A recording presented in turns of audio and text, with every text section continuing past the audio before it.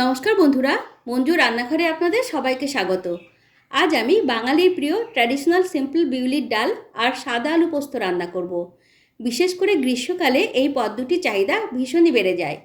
পেট ঠান্ডা রাখতে আর ভালো ঘুম হওয়ার ক্ষেত্রে এই পদ্মটি জুড়ি মেলা ভার। রেসিপি ভালো লাগলে প্লিজ লাইক ও সাবস্ক্রাইব করে বেল আইকনটি প্রেস করে রাখুন, তাতে আমি ভিডিও আপলোড করলেই নোটিফিকেশান আপনার কাছে পৌঁছে যাবে। শুরু করা যাক আজকের রেসিপি। 750 গ্রাম আলু খোসা ছাড়িয়ে ছোট ছোট ডুমো ডুমো করে কেটে নেব।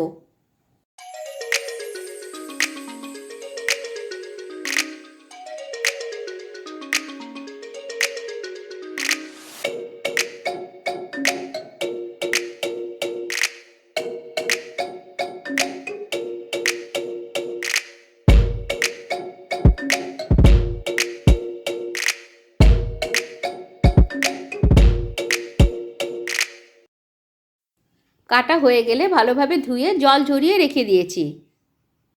প্রথমে আমি বিউলির ডাল সেদ্ধ করতে দিচ্ছি। 1 কাপ বিউলির ডাল 3-4 মিনিট ভেজে নেব। ডালের যখন এই রকম হালকা বাদামি রং ধরবে আর ডাল ভাজার সুন্দর গন্ধ বেরোতে শুরু করবে, সেই সময় ডালের মধ্যে আমি একটু জল ঢেলে দিচ্ছি, যাতে ডালের স্লো কুকিং বন্ধ হয়ে যায়। ডাল ধুয়ে প্রেসার কুকারে সেদ্ধ করবার জন্য 3.5 কাপ জল দিয়ে নিয়ে এসেছি। প্রায় 1 চা চামচ লবণ আর সামান্য একটু কাঁচা সর্ষের তেল দিচ্ছি। প্রেসার কুকারে 7-8টা সিটি দিয়ে রেখে দেব। মোটামুটি 90%-এর মতো সেদ্ধ করে নেব। ডাল সেদ্ধ করতে দিয়ে আমি আলু পোস্ত রান্না করে নেব। কড়াইয়ে 3 টেবিল চামচ সর্ষের তেল দিচ্ছি। পোস্ত রান্না সর্ষের তেলেই করতে হয়। তেল গরম হয়ে গেলে শুধু শুকনো লঙ্কা ফোড়ন দিয়ে একটু ভেজে নেব। ভাজা হয়ে গেলে জল ঝরানো আলুর টুকরোগুলো দিয়ে দিচ্ছি।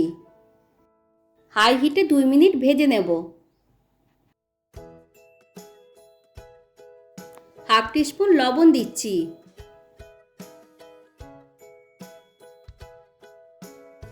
লবণ দেওয়ার পর ঢাকা দিয়ে আরও 2-3 মিনিট ভেজে নেব। গ্যাসের ফ্লেম মিডিয়াম টু হাই হিটে রাখতে হবে। আলুগুলোকে একটু ভেজে নিয়েছি। মাঝে মধ্যে ঢাকা খুলে খুলে একটু নাড়াচাড়া করে দিয়েছিলাম। আলু কিছুটা ভাজা হয়ে গেলেই সেদ্ধ করবার জন্য জল দিচ্ছি। এই রকম প্রায় আলুর সমান সমান জল দিলাম। ঢাকা দিয়ে 4-5 মিনিট আলু সেদ্ধ হতে দেব। আলু সেদ্ধ হতে দিয়ে আমি পোস্ত বাটা রেডি করে নিচ্ছি। 4 টেবিল চামচ পোস্ত প্রথমে শুকনো বেটে নেব। শুকনো বাটা হয়ে গেলে স্বাদমতো কাঁচা লঙ্কা আর প্রয়োজন মতো জল দিয়ে পোস্তর একটা মিহি পেস্ট তৈরি করে নেব।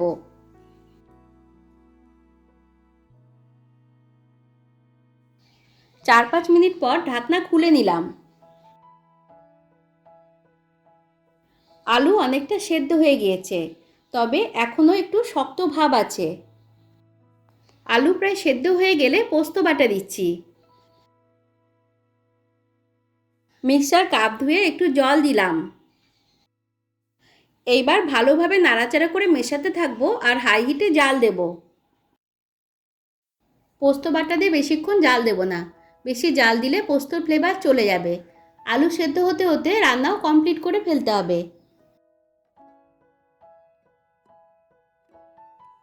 গ্রেভি ভালোভাবে ফুটে উঠলে পরে ঘন ঘন নাড়াচাড়া করে এইভাবে মাঝ বরাবর খুন্তি দিয়ে চেপে চেপে আলুগুলোকে কেটে গ্রেভি একটু ঘন করে নেব। লক্ষ্য করুন এই সময় গ্যাসের ফ্লেম হাইয়ে রেখেছি। লবণটাও একটু চেক করে নিচ্ছি। পোস্ত একটু বেশি নোনতা হলে খেতে খুব ভালো লাগে। স্বাদ মতো আরও একটু লবণ দিলাম।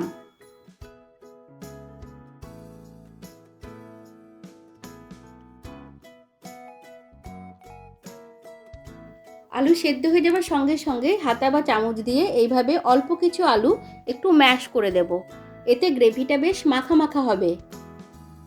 গ্যাসের ফ্লেম একটু কমিয়ে রেখেছি, যাতে আলু বেশি সেদ্ধ না হয়ে যায়।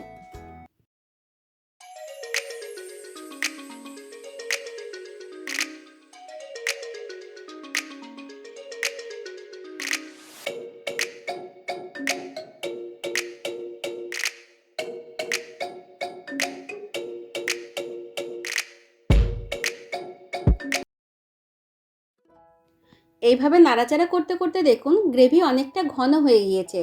রান্নার শেষের দিকটা এইভাবে একটু ঘন ঘন নাড়াচাড়া করে যেতে হবে। আমাদের আলু পোস্ত একদম রেডি।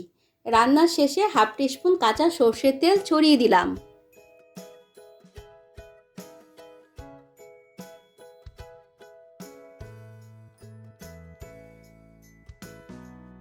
এইবার ঢাকা দিয়ে 2 মিনিট স্ট্যান্ডিং টাইমে রেখে দেব।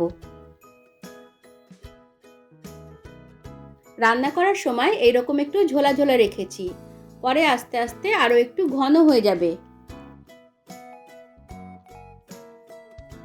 গ্যাস বন্ধ করে দিলাম। আর যদি সঙ্গে সঙ্গে পরিবেশন করেন তবে জাল দিয়ে আরও একটু এইরকম মাখা মাখা করে নেবেন। বিউলির ডাল সেদ্ধ হয়ে গিয়েছে, এবার একটু দেখে নিচ্ছি। ডাল দেখুন এরকম একটু গোটা গোটা রেখেছি, তবে বেশিরভাগটাই এরকম নরম হয়ে গিয়েছে। ডাল সেদ্ধ হয়ে গিয়েছে, এবার আমি একটা ছড়ানো পাত্রে ঢেলে নিয়েছি। অল্প হলুদ গুঁড়ো দিয়ে ভালোভাবে মিশিয়ে নেব।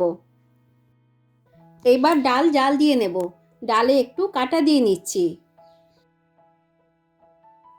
প্রয়োজন মতো জল দিয়ে ডাল পছন্দ মতো ঘন বা পাতলা করে নিতে হবে। স্বাদ মতো কয়েকটা কাঁচা লঙ্কা দিলাম। ডাল সেদ্ধ করার সময়ও 2-1টা কাঁচা লঙ্কা দিয়ে দিতে পারেন। প্রয়োজন মতো জাল দিয়ে ডাল পছন্দ মতো ঘন বা পাতলা করে নিতে হবে।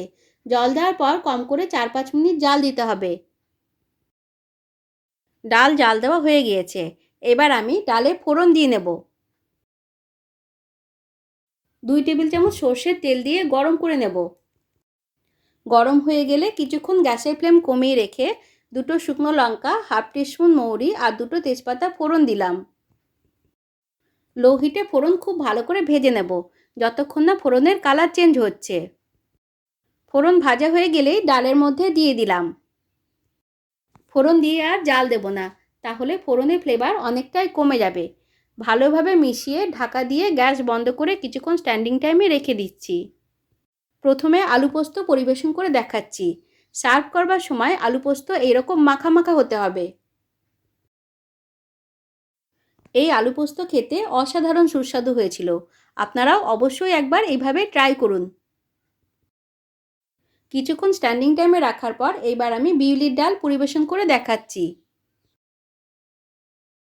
আপনারাও এইরকম একদম সিম্পলভাবে বিউলির ডাল রান্না করে দেখুন, খেতে অসাধারণ সুস্বাদু হয়। রেসিপি কেমন লাগলো কমেন্টে জানাতে ভুলবেন না। ভালো লাগলে লাইক, শেয়ার, সাবস্ক্রাইব করার অনুরোধ রইল। সকলে ভালো থাকবেন, সুস্থ থাকবেন। ধন্যবাদ।